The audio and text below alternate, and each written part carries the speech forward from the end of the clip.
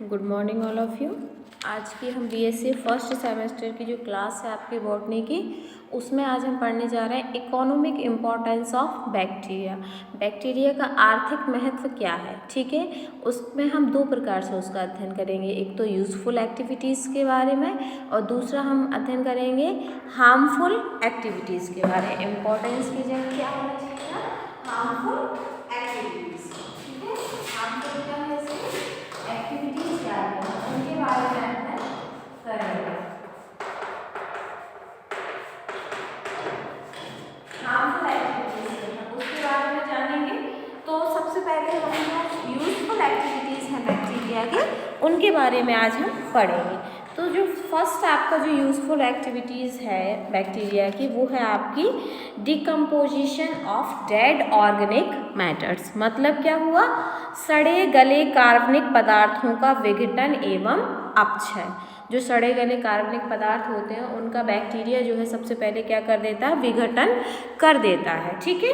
क्योंकि यदि बैक्टीरिया सड़े गले कार्बनिक पदार्थों का विघटन नहीं करेगा तो हमारे चारों ओर स्मेल आएगी, बदबू आएगी, चारों ओर सड़े गले पदार्थ जो है हमें दिखाई देंगे।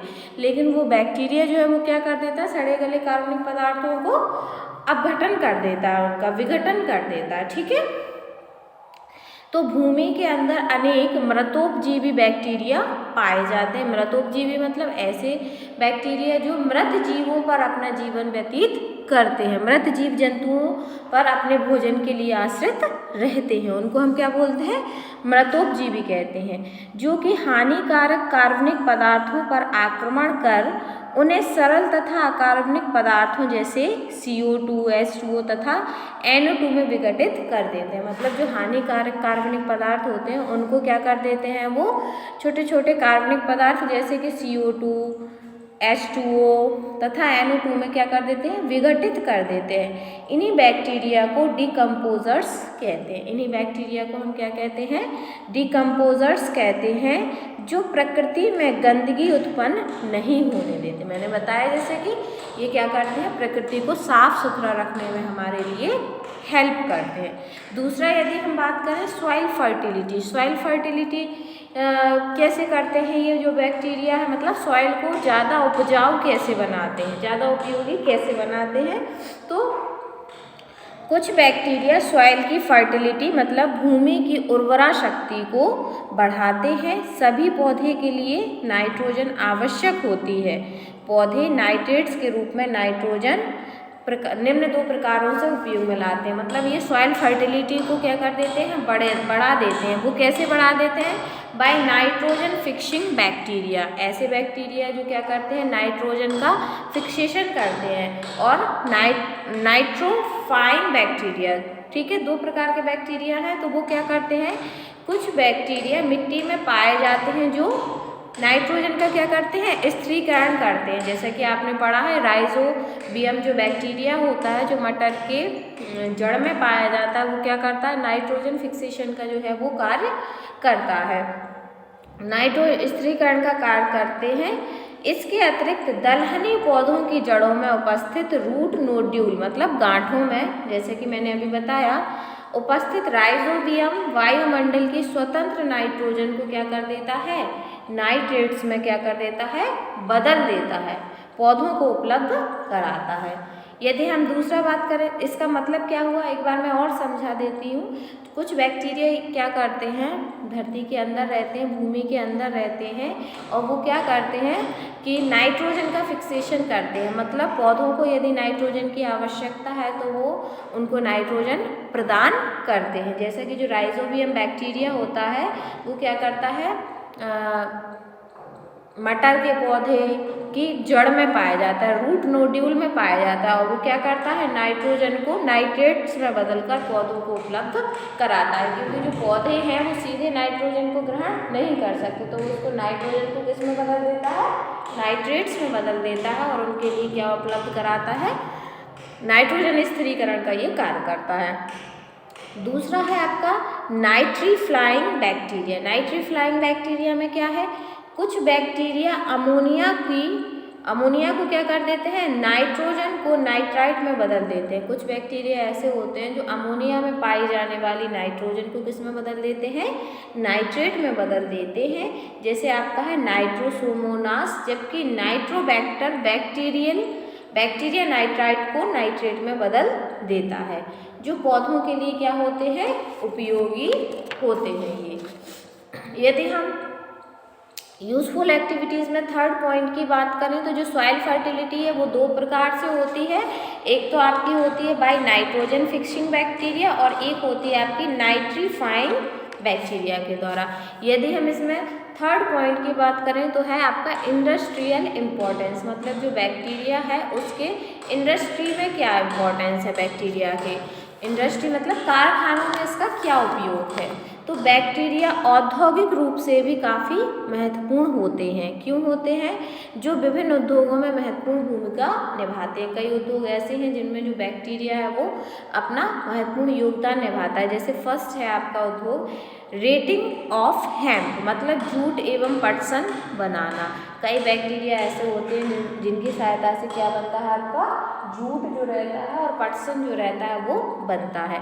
बैक्टीरिया की प्रतिक्रिया के कारण जूट के पौधों के रेशे पानी में डालने पर तने से पृथक हो जाते हैं। बाद में इनसे रस्सी तैयार की जाती है। जो जूट है बैक्टीरिया जो प्रतिक्रिया करता है उससे क्या होता है, जब हम जूट के जो पौधे हैं उनको पानी में डालते हैं तो वो क्या करते हैं, रेशे के रूप में हमें प्राप्त हो जाते हैं, रेशे के रूप में पृथक हो जाते हैं, जिससे हम बाद में इनसे क्या बना लेते हैं, अपनी रस्सियाँ बनाते हैं। रस्सी जो भी बनती है वो जूट से ही बनती हैं।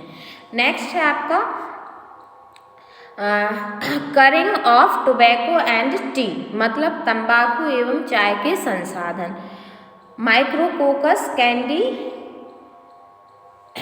द्वारा चाय की पत्तियों को पकाया जाता है। ये जो बैक्टीरिया है उसके द्वारा क्या किया जाता है, चाय की पत्तियों को जो है वो पकाया जाता है, जिसे करिंग कहते हैं। इस प्रक्रिया को हम क्या कहते हैं, करिंग कहते हैं।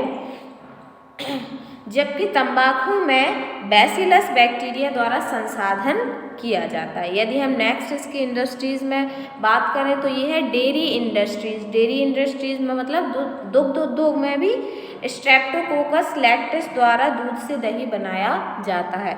जो स्ट्रेप्टोकोकस बैक्टीरिया होता है, स्ट्रेप्टोकोकस लैक्टिस जो बैक्टीरिया होता है वो क्या बनाता है, दही बनाता है। यदि आप अपने दही को माइक्रोस्कोप की हेल्प से देखेंगे तो आप पाएंगे कि उसमें बहुत सारे बैक्टीरिया पाए जाते हैं, लेकिन वो बैक्टीरिया हमारे लिए क्या होते हैं, हार्मफुल नहीं होते हैं। वो बैक्टीरिया हमारे बॉडी के लिए, हमारे शरीर के लिए क्या होते हैं, उपयोगी होते हैं, महत्वपूर्ण होते हैं। ठीक है, ऐसे कई उद्योगों में जैसे आपकी टेनिंग ऑफ लेदर में, चमड़ा रंगने में, है ना, मेडिकल इम्पोर्टेंस में कई बैक्टीरिया ऐसे होते हैं जिनका उपयोग हम अपनी दवाइयों के रूप में भी करते हैं, है ना। इनके द्वारा बहुत से एंटीबायोटिक्स, सीरम एवं वैक्सीन्स आदि तैयार की जाती हैं। कई बैक्टीरिया ऐसे होते हैं जिनके द्वारा हम एंटीबायोटिक्स या फिर कई प्रकार की सीरम है, वैक्सीन है, उनके द्वारा वो बनाई जाती हैं। यदि हम इसकी हार्मफुल इम्पोर्टेंस की बात करें तो क्या क्या इनके हार्मफुल इम्पोर्टेंस है, एक्टिविटीज़ हैं, उसके बारे में जानेंगे। तो सबसे पहले है reduction of soil fertility. Reduction of soil fertility का मतलब क्या हुआ, भूमि की उर्वरा शक्ति में कमी। कई बैक्टीरिया ऐसे होते हैं जो भूमि की उर्वरा शक्ति को बढ़ाते हैं, लेकिन कई बैक्टीरिया क्या रहते हैं, भूमि की उर्वरा शक्ति को जो है वो कम करते हैं। कुछ डेंट्रीज फ्लाइंग बैक्टीरिया अमोनिया तथा अन्य यौगिकों पर क्रिया करते हैं, अमोनिया और अन्य यौगिकों से क्रिया करते हैं और नाइट्रोजन को मुक्त करते हैं। यह नाइट्रोजन वायु में मिल जाती है और इस प्रकार भूमि में नाइट्रोजन की कमी होने के कारण पोषक तत्वों की कमी हो जाती है, जिससे भूमि की उर्वरा शक्ति जो है वो कम हो जाती है। कई बैक्टीरिया ऐसे रहते हैं जो भूमि से क्या करते हैं, नाइट्रोजन को निकाल कर बाहर वायुमंडल में पहुंचा देते हैं। जब वायुमंडल में नाइट्रोजन मिल जाएगी तो भूमि में ऑब्वियसली उस नाइट्रोजन की कमी हो जाएगी, और नाइट्रोजन की कमी होने के कारण जो प्लांट्स हैं उनको पोषक तत्व नहीं मिल पाएंगे। इस प्रकार ये क्या करते हैं, सॉइल की फर्टिलिटी है, सॉइल की उर्वरा शक्ति को क्या कर देते हैं, कम कर देते हैं। दूसरा यदि बात करें इसके हार्मफुल के बारे में, तो फूड पॉइजनिंग। कुछ स्पोरोफाइटिक बैक्टीरिया हमारे भोज्य पदार्थों पर आक्रमण कर अनेक प्रकार के टॉक्सिन्स या पॉइजन उत्पन्न करते हैं, जिसके कारण भोज्य पदार्थ खाने योग्य नहीं रहता है। जैसे कि जो माइक्रोकोकस बैक्टीरिया है वो क्या करता है, सॉलोमेनेला है। आपने देखा होगा कई बार जो ब्रेड रहता है हम लाते हैं और अपने घर में रख लिया स्टोर करके, और कुछ दिन बाद हम देखते हैं कि उस पर जो ब्लैक ब्लैक है वो फंगस टाइप का उसमें लग जाता है। तो ये भी बैक्टीरिया के कारण ही रहता है। लेकिन क्या रहता है, कई बैक्टीरिया ऐसे रहते हैं जो हमारे भोज्य पदार्थों को क्या कर देते हैं, दूषित कर देते हैं। यदि हम उन भोज्य पदार्थों को खा लेते हैं, उस खाने को हम खा लेते हैं, तो हमें क्या हो जाता है, कई बार जो है वो फूड पॉइजनिंग जैसी समस्या हो जाती है। अगर हम बात करें bacteria and disease, bacterial disease के बारे में बात करें तो कई प्रकार की बैक्टीरियल डिसीज़ पाई जाती हैं। जो बैक्टीरिया है वो कई प्रकार से हमें डिसीज़ उत्पन्न करता है, जैसे कि जीवाणु एवं रोग। बैक्टीरिया जंतु, पौधों एवं मनुष्यों में भयंकर रोग उत्पन्न करते हैं, जिसे निम्न प्रकार से हम समझ सकते हैं। क्योंकि ये परजीवी होते हैं, सर्वप्रथम 1878 में ब्रुल नामक वैज्ञानिक ने बैक्टीरिया द्वारा पौधों में उत्पन्न डिसीज़ की जानकारी प्रस्तुत की। पौधों एवं मनुष्य में कई प्रकार की बीमारियां होती हैं। ये जो आपकी बैक्टीरियल डिसीज़ है वो इस प्रकार से लिखी जाती है।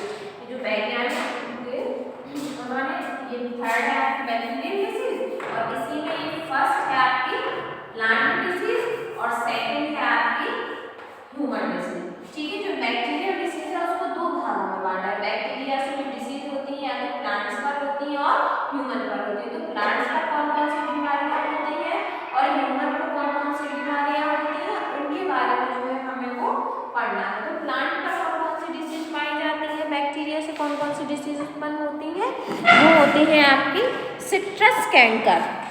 बैक्टीरिया से होती है ये सिट्रस कैंकर, पैडी ब्लाइट और सॉफ्ट रॉट। मतलब ये जो बीमारियां हैं सिट्रस कैंकर, ये होती है आपकी ज़ैंथोमोनास सिट्री से। पैडी ब्लाइट है वो होती है आपकी ज़ैंथोमोनास ऑरिजी से, और सॉफ्ट रॉट है वो होती है आपकी इरेविनिया स्पीसीज से। ठीक है, यदि हम ह्यूमन में डिसीज़ की बात करें तो ह्यूमन में कौन कौन सी डिसीज़ जो है, रोग जो है उत्पन्न होते हैं बैक्टीरिया के द्वारा, वो होते हैं आपके टाइफाइड। ठीक है, आमतौर पर देखने को मिलता है, टाइफाइड हो जाता है, निमोनिया हो जाता है बैक्टीरिया से, और आपका हो जाता है कॉलेरा। कॉलेरा भी एक बीमारी है जो बैक्टीरिया के द्वारा मनुष्यों में जो है वो हो जाती है। तो इस प्रकार आज हमने क्या पढ़ा, जो बैक्टीरिया है उसकी हम इकोनॉमिक इम्पोर्टेंस को पढ़ा। इकोनॉमिक इम्पोर्टेंस में हमने क्या पढ़ा, उसकी यूज़फुल एक्टिविटीज़ और उसकी हार्मफुल एक्टिविटीज़ के बारे में। ठीक है, तो आज की क्लास में हम इतना ही पढ़ेंगे। अगली क्लास में हम कोई नया टॉपिक जो है, नेक्स्ट टॉपिक आपका वो रहेगा, वो लेके आएंगे। आज की क्लास में इतना ही। Thank you.